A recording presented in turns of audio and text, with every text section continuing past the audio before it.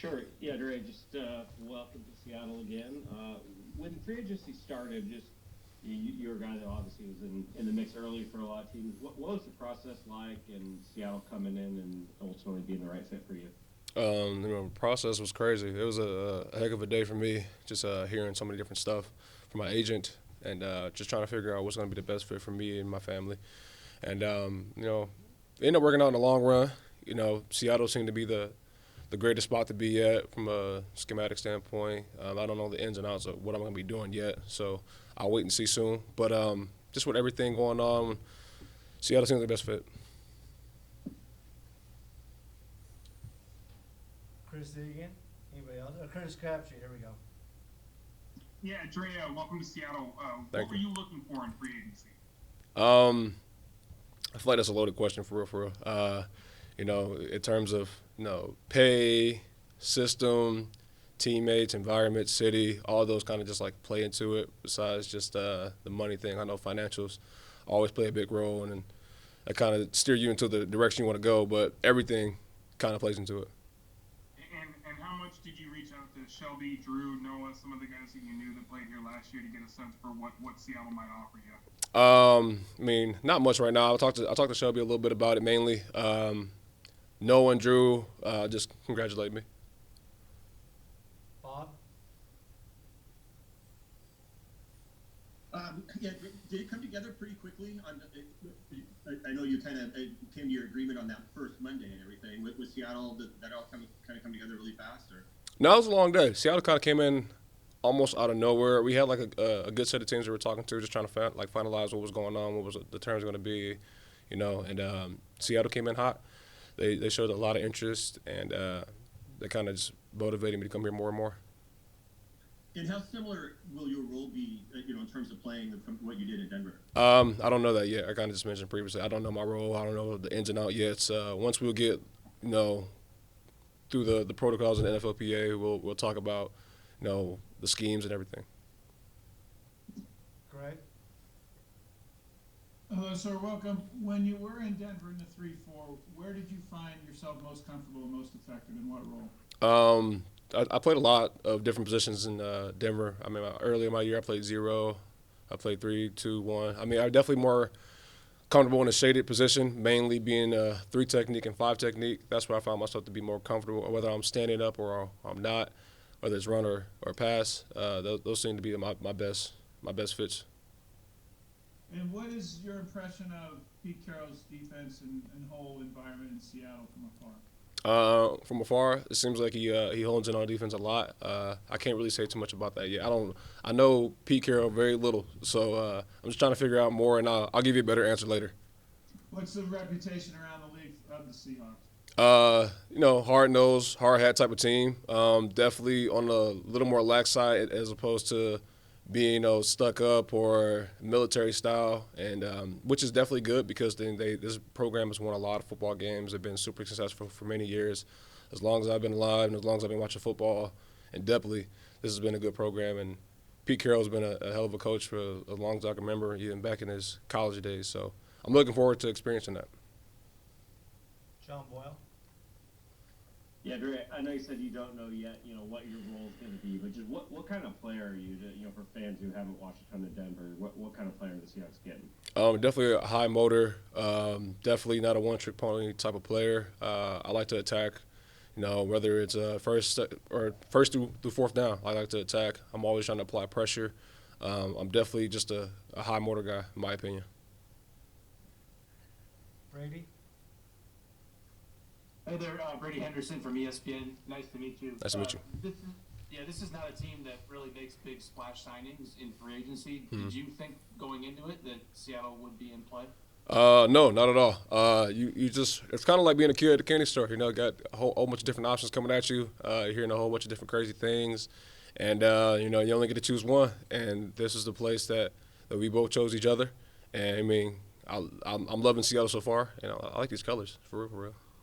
What have you got to do in Seattle or see since you've been here? Not much. Just kind of just driving around the city, exploring, get down to the market a little bit. I want to get on the Ferris wheel, do some more like touristy type things. I'm new to the city, and I got a lot to learn about the city. Larry. Yeah, there's been a lot of comparisons of you to Michael Bennett. I was wondering if you know Michael Bennett at all, and if you think those are accurate. I know Michael Bennett, like, nothing, I know nothing about him, but besides his style of play. But I'm honored to be considered in the same conversation as him in style of play. You know, he's a Hall of Fame type of deep lineman that I've known about since I was a kid. I mean, last time he played here, I was in high school. So, you know, it's cool to – it kind of came full circle a little bit watching him on TV, and now I'm being kind of compared to him in a way. You know, I mean, I'm not touching the surface of Michael Bennett. You know, he's a Hall of Famer, and I'm not there yet. So, you know, I just got to keep doing my due diligence to be a better player. Corbin? Hey, Dre'Mont, welcome to Seattle. I know you get to play several seasons for Vic Fangio in the 3-4 style defense, and Seattle's playing a similar system now dating back to last year. As a defensive lineman, what do you think is most important to be successful in that system? Maybe fundamentals or just playing style to be successful? Just from what I learned, being gap sound and being patient has always been the biggest thing, and that's how we've been successful when I was in Denver. Just kind of like relying on each other. I know that sounds kind of cliche, but like there's kind of like the realm of being in a 3-4 defense. You got to really rely on the guys behind you and the guys on the side of you to really make to do their job, to make your job easier. Bob? Yeah, Dre'Mont, your Ohio State bio said you didn't start playing football till you were a junior in high school, and you largely played basketball till then. That's just what made you, I guess, decide to go play football. And then was that a hard decision at all to kind of move away from basketball? No, I've always loved football first. It was just kind of just playing it out. You know, I love to hoop, but, you know, football was definitely my calling, given I was a 265-pound power forward, and I was like I'm 6'3" some change. So, you know, I kind of chose the route that God gave me. You know, I'm not 6'8". Masvidal? Yeah. Hey, Dre'Mont, welcome to Seattle. And you've been quoted, I'm looking at a couple of articles, that you as an underdog player. And can you just talk a little bit about that, that role that I think there's somebody here that says, you know, always kind of counted out, but you always came through. Can you elaborate more on that? Just from a standpoint, like I always get like overshadowed, overlooked, whether it's in something. You know what I'm saying? Like I feel like I do a lot more than what can be seen by the eyes of the inexperienced, you know, scout. And I do a lot of different dynamic things that help make plays for others. You know, I'm definitely an active player. I'm always doing something, whether in the run or pass game. So, you know, I think that goes unnoticed sometimes, and I'm looking forward to putting people on notice. Thanks. Brady? What do you like to do outside of football? What are some of your hobbies? Big gamer. I've been getting to a lot of chess lately, so just to expand my brain. I try to get into reading, but if it's not sports related, I'm really not interested in reading that much. But mainly just video gaming and chess. And then when we write and say your name, do you prefer Dre or Dre'Mont? I mean, you can say Dre'Mont Jones. I mean, but like I feel like personally, just call me Dre because it's easy. Because people like to F my name up a lot. They call me Dre'Monte. I don't know why you put a Dre'Monte in my name or Dre'Monte, whatever you want to say. I just go by Dre to keep it simple. Got it. Thank you. All right. Michael Sean? Hey, Dre, what specifically are you bringing to the Seahawks as a pass rusher? The new era of pass rushing. You know, someone who's on the little lighter side of the average 3 technique, and bringing that explosiveness, that quickness. Someone who's great with their hands, someone who's very instinctual, and someone who's a go-getter when it comes to the run and pass game. Appreciate it. Yeah. Thank you. John Boyle? Yeah, Dre, John Schneider said after the signing that you're actually a guy they wanted in the trade last year, the Russell Wilson trade, but Denver said no. Was that something at the time you were aware of at all? Or yeah, I was aware. I mean, like, shit. Maybe flattering that they wanted you even back then?